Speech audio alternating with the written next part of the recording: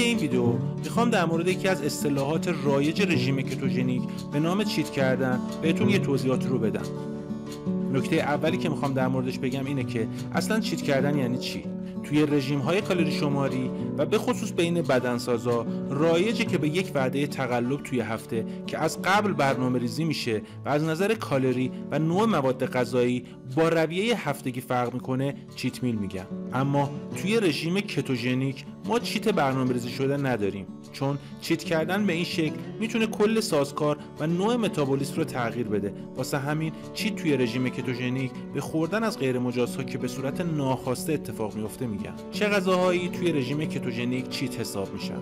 غذاهای حاوی کربوهیدرات بالا که کربوهیدراتشون از نوع غیر فیبری کربوهیدرات ها باشه. برعکس تصور عموم، شاخص گلایسمیک تاثیر چندانی توی تشخیص ممنوع بودن و یا نبودن غذاهای حاوی کربوهیدرات نداره و مجاز بودن رو بیشتر نتکرب و بار گلایسمی غذاها مشخص میکنه. مورد بعدی که خیلی از افراد بهش دقت نمیکنن، چربی‌های بد و التهاب‌زا مثل چربی‌های ترانس و یا روغن‌های گیاهی پروسس شده هست که این نوع از چربی‌ها ممکنه شما رو از فاز کتوزیس خارج نکنه ولی باعث التهاب میشن و این باعث میشه شما به جای چربی عضله بسوزونید. مورد مهم بعدی اینه که اگه محصولات کارخونه‌ای استفاده می‌کنید روی برچسبشون رو دقت کنید که حاوی شکر و یا روغن‌های گیاهی نباشن. به عنوان مثال سس مایونز کارخونه‌ای حاوی قنده و توی تولید مایونز کارخونه‌ای و حتی تخم‌های بسته‌بندی شده از روغن‌های گیاهی غیر مجاز استفاده شده که میتونید روی برچسبشون بخونید. بهتره برای اینکه دچار سردرگمی نشین کلاً از غذاهایی که بیرون از این هرم هست استفاده نکنید. مصرف از داخل این هرم حتی اگه از بالای هرم مصرف کنید چیت حساب نمیشه، ولی بهتره از بالای هرم کمتر و از پایین هرم بیشتر مصرف کنید. به خصوص اگه سرعت کاهش وزنتون کمتر از انتظارتونه بهتر از بالای هرم کمتر مصرف کنید و از پایین هرم بیشتر مصرف کنید. در مورد اجزای هرم توی ویدیوهای بعدی بیشتر صحبت میکنیم. سوال بعدی که ممکنه پیش بیاد اینه که اگه غذاهای غیر مجاز رو کم هم مصرف کنیم چیت حساب میشه؟ حقیقت اینه که جواب بله هست و شما نباید اصلا از غذاهای غیر مجاز استفاده کنید.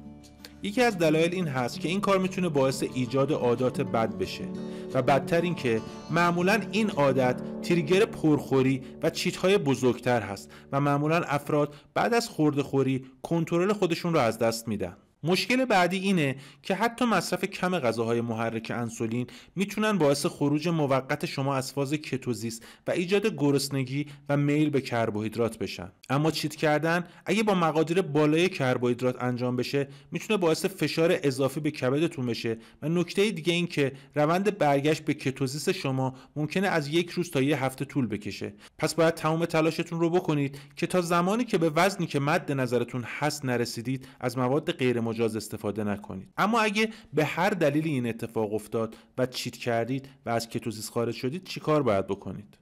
قبل از توضیح این قسمت بهتره بگم که ادامه این روند باعث آسیب‌های بیشتر به روند کاهش وزنتون میشه و بهتره هر چی زودتر به رژیمتون برگردید. اما چه کارهایی میتونید برای ورود زودتر به کتوزیس انجام بدید؟ اولین کاری که میتونید انجام بدید فاستینگ یا روزه‌داری هست. به این معنی که بین 16 تا 24 ساعت از هیچ خوردنی غیر از چای و قهوه و محلول الکترولیت استفاده نمی‌کنید. توی ویدیوهای بعدی بیشتر در مورد فاستینگ خواهیم گفت. واسه افرادی که فاستینگ برای روز بعد از چیت واسهشون سخته، روش دیگه‌ای به اسم فت فست وجود داره. به این معنی که غیر از چربی‌های مجاز و چای و قهوه هیچ غذای دیگه‌ای مصرف نمی‌کنید و این کار تا 24 ساعت ادامه پیدا می‌کنه. نوع ساده‌تر فت فست به نام فست تخم مرغ هم هست که تا 3 روز مجاز به مصرف تخم مرغ و چربی‌های مجاز هستید و این هم میتونه کمک بکنه که شما سریعتر به فاز کتوزیس برسید. مورد بعدی ورزش شدید هست.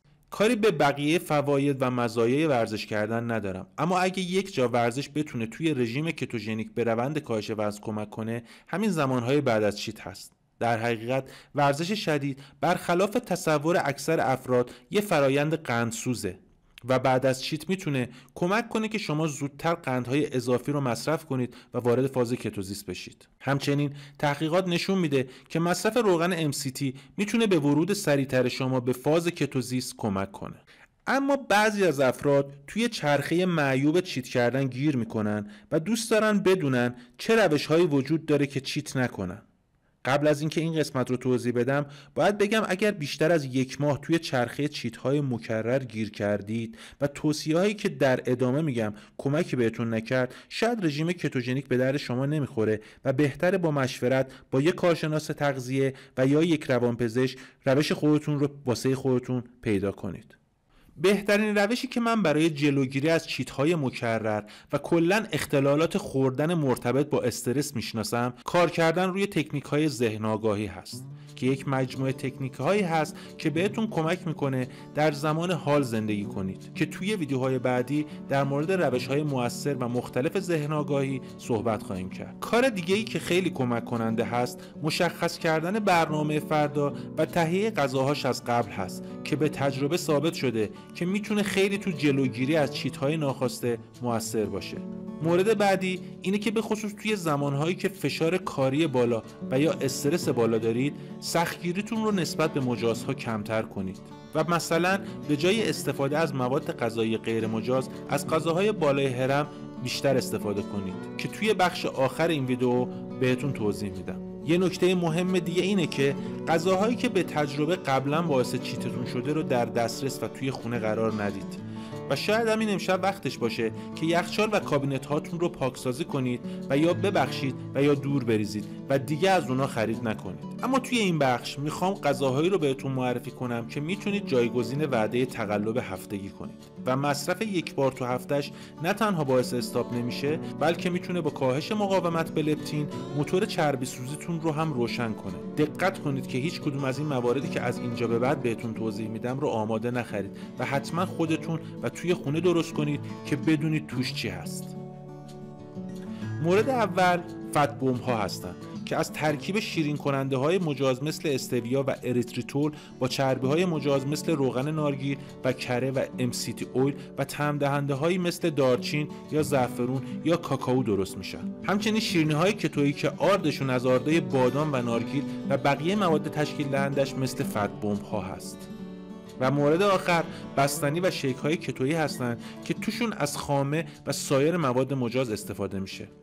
دستورات تهیه همه این خوردنی‌های بالا توی اینترنت به وفور موجوده و همچنین میتونید با جستجوی هشتگ کتوزیست توی اینستا دستور تهیه این نوع غذاها رو پیدا کنید. این ویدئوی دوم از مجموعه ویدیوهای رژیم کتوژنیک به زبان ساده بود و با توجه به اینکه می‌خوایم این ویدیوها طولانی نشه همینجا این ویدیو رو به پایان میرسونیم.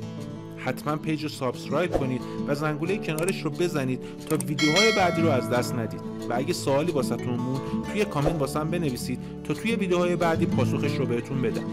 مرسی که این ویدیو رو تا آخر دیدید. خدا نگهدار.